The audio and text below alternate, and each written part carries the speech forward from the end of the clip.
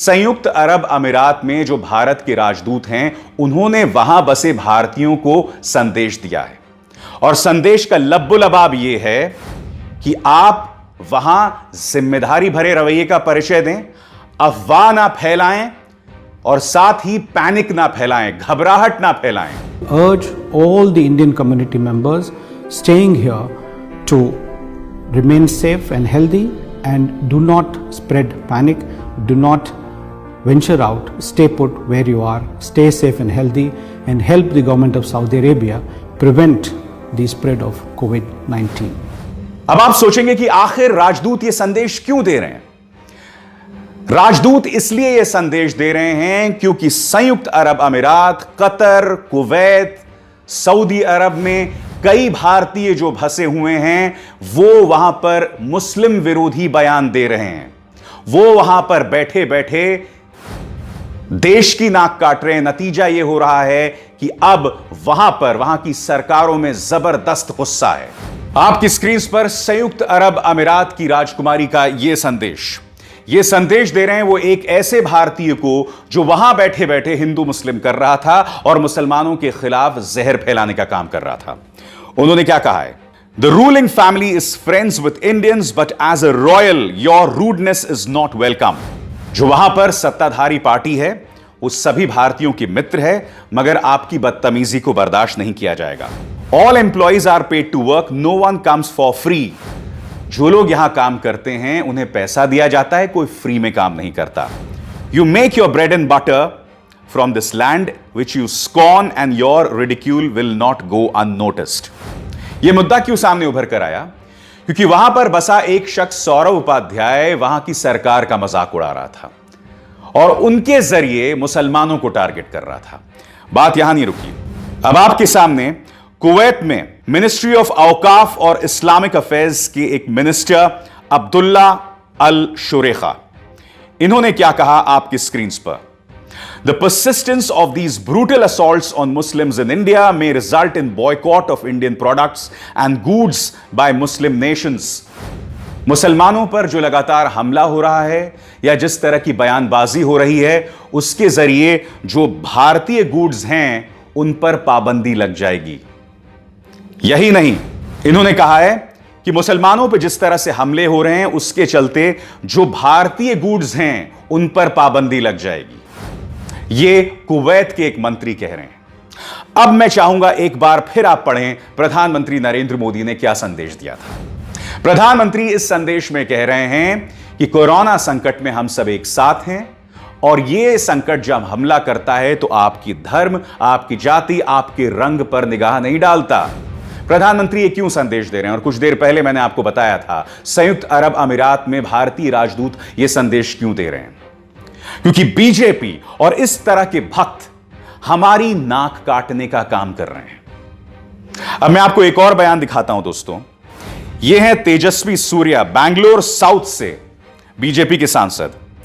यह उनका पुराना बयान है जो उन्होंने एक और शख्स तारिक फतेह के बयान का हवाला देते हुए, यह शायद उन्होंने बहुत पहले बयान दिया था जब वो सांसद भी नहीं थे। इन्होंने क्या कहा था मैं आपको पढ़ के सुनाना चाहता हूं। 95% अरब औरतें जो होती हैं उन्हें पिछले 100 सालों में ऑर्गेज्म नहीं हुआ है। वह हर औरत जो बच्चे पैदा करती है वो बच्चे प्यार का परिणाम नहीं होते हैं, वो सिर्फ सेक्स का परिणाम होते हैं। इन्होंने हवाला दिया है तारिक फतेह का। नतीजा क्या हुआ? वहां पर जबरदस्त नाराजगी हो गई है। सब कह रहे हैं कि प्रधानमंत्री नरेंद्र मोदी आप तेजस्वी सूर्या पर कार्रवाई करें। मैं स्पष्ट कर दूं कि तेजस्वी सूर्या का यह बयान पुराना बयान है, मगर मैं कुछ और पूछना चाहता हूं। मैं ये पूछना चाहता हूं कि ऐसे लोगों को बीजेपी में जगह क्यों मिलती है? यह बयान पुराना होगा, मुद्दा वो नहीं है। मुद्दा यहां पर यह है कि ऐसे लोगों को जगह क्यों मिलती है? प्रज्ञा ठाकुर आपकी सांसद हैं जो कि आतंकी आरोपी हैं। ऐसे लोगों को जगह क्यों मिलती है जो बाद में जाके अंतर्राष्ट्रीय तौर पर देश की नाक कटवाते हैं? क्या इस सवाल का जवाब किसी के पास है? तेजस्वी सूर्या के इस पुराने बयान को लेकर इस वक्त मध्य पूर्व के कई देशों में नाराजगी है। कई लोग कह रहे हैं कि हम इसे बर्दाश्त नहीं करेंगे और अगर इसे कभी विदेश मंत्रालय में शुमार किया गया बतौर मंत्री तो हम इसका प्रवेश वर्जित कर देंगे अपने अपने देशों में। बाद में तेजस्वी सूर्या को यू टर्न लेना पड़ा और उन्हें अपने इस ट्वीट को हटाना पड़ा, डिलीट करना पड़ा। यही नहीं, कुछ देर पहले मैंने आपके सामने कुछ ट्वीट्स पेश किए थे जिसमें संयुक्त अरब अमीरात या कतर में या कुवैत में बसे कुछ भारतीय जहरीले बयान दे रहे थे। उन्हें भी जब धमकी मिली तो अपने ट्वीट्स इन्होंने डिलीट कर दिए।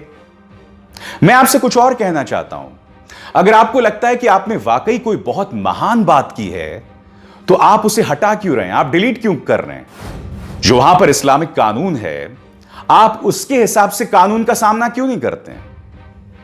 आप सावरकर आसनम क्यों कर रहे हैं, बताइए। मैं फिर आपके सामने रखना चाहूंगा प्रधानमंत्री का वो बयान जिसमें प्रधानमंत्री कह रहे हैं कि कोरोना संकट में हम सब एक साथ हैं, क्योंकि यह संकट ना किसी का धर्म देखता है, ना किसी की जाति, ना किसी का रंग। मगर बीजेपी क्या कर रही है, उसके नेता क्या कर रहे हैं, इनके भक्त विदेशों में क्या कर रहे हैं, यह सब आपके सामने है। अब एक और शर्मनाक मिसाल, क्या आप जानते हैं कि मेरठ के अंदर इस अस्पताल ने, जो आपके स्क्रीन पर है, फरमान जारी कर दिया था कि मुसलमानों का इलाज नहीं होगा। नतीजा क्या होता है कि पुलिस ने इस मामले में अब केस दर्ज कर दिया है। यानी कि जो जहरीला प्रोपेगेंडा चलाया जा रहा है, अब अस्पताल भी खुलेआम, और मेरठ यह अस्पताल कहीं किसी गांव कस्बे का नहीं है, मेरठ का अस्पताल है। इनकी बेशर्मी की इस कदर इंतहा है कि इस तरह से जहर खुलेआम फैला रहे हैं। पुलिस तक को अब कार्रवाई करनी पड़ी है। आज मैं आपसे सवाल यही तो पूछ रहा हूं कि हम कहां रुकेंगे, कहां थमेंगे, यह जहर हम कितना फैलाएंगे? अगर इस तरह से हम जहर में लबरेज रहेंगे, सराबोर रहेंगे, तो हम इस संकट का सामना कैसे करेंगे? यह बात प्रधानमंत्री नरेंद्र मोदी समझते हैं, यह बात उत्तर प्रदेश के मुख्यमंत्री योगी आदित्यनाथ भी समझते हैं, जो कि अतीत में कई विवादास्पद बयान दे चुके हैं। वो ऐसा क्यों कह रहे हैं? उनका पुलिस आखिर मीडिया को क्यों एक्सपोज कर रही है? वो इसलिए एक्सपोज कर रहे हैं क्योंकि वो जानते हैं हमारी प्राथमिकता है कोरोना संकट का समाधान। हमारी ये प्राथमिकता है। हमारी प्राथमिकता ये नहीं है कि अभी समाज के अंदर दंगे फैल जाएं, और ये मीडिया इसके अलावा कुछ नहीं कर रही है। मैं आपको पहले भी मिसाल दे चुका हूं, एक बार फिर मिसाल देता हूं। इंडिया टीवी ने यह खबर चलाई थी कि किस तरह से तबलीगी जमात का नेता जो है थूकने की वकालत कर रहा है। बाद में ऑल्ट न्यूज ने पड़ताल की और पता चला कि वीडियो बहुत पुराना है, साल 2017 का है। इंडिया टीवी को शर्म के मारे अपनी इस स्टोरी को हटाना पड़ा। आपको याद है इंडिया टुडे का वो स्टिंग ऑपरेशन जिसके अंदर उनकी कुछ रिपोर्टर्स एक मदरसे के अंदर घुसे और यह कहा कि ये जो बच्चे यहां फंसे हुए हैं, कोरोना संकट को लेकर जो नियम कानून है उसकी पूरी तरह से धज्जियां उड़ा दी गई थी। उसमें मैंने कुछ सवाल पूछे थे। नंबर 1, इन बच्चों को उनके घरों तक कैसे पहुंचाया जाता अगर ये लोग यहां नहीं रहते?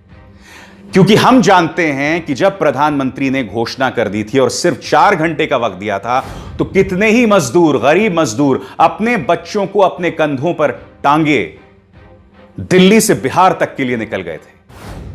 ये न्यूज चैनल्स क्या चाहते हैं कि इस तरह से ये गरीब बच्चे, मदरसे के गरीब बच्चे सड़कों पर निकल जाते।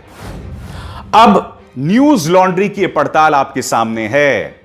न्यूज लॉन्ड्री की इस पड़ताल में यह बात सामने उभर कर आई है कि जो भी दावे किए गए थे इसमें वो सरासर झूठे हैं, और यह दावा कोई और नहीं बल्कि दिल्ली पुलिस के मुलाजिम कर रहे हैं।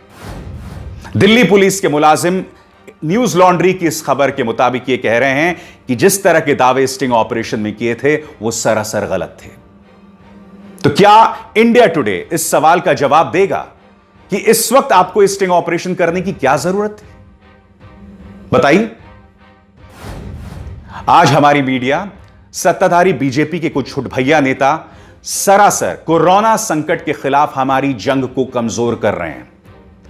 न सिर्फ कमजोर कर रहे हैं बल्कि प्रधानमंत्री नरेंद्र मोदी के हाथ भी कमजोर कर रहे हैं। वो संदेश एक बार फिर आपकी स्क्रीन पर, और यह संदेश मैं आपको क्यों बार बार दिखा रहा हूं, ताकि आप समझ जाएं कि कोरोना संकट का हल हिंदू मुस्लिम करके नहीं होने वाला है।